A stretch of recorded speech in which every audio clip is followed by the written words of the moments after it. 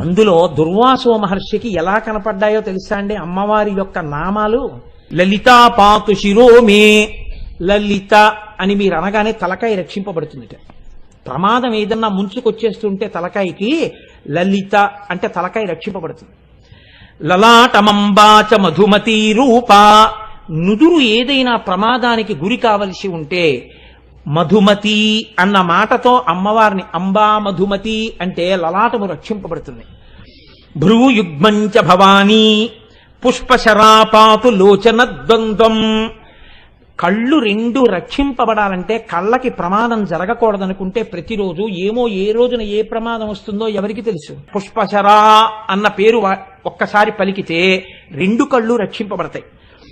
పాయాన్నాసాం బాలా. ముక్కు రక్షింపబడుతుంది బాలా అన్న మాట అంటే. శుభగా దంతాశ్చ. శుభ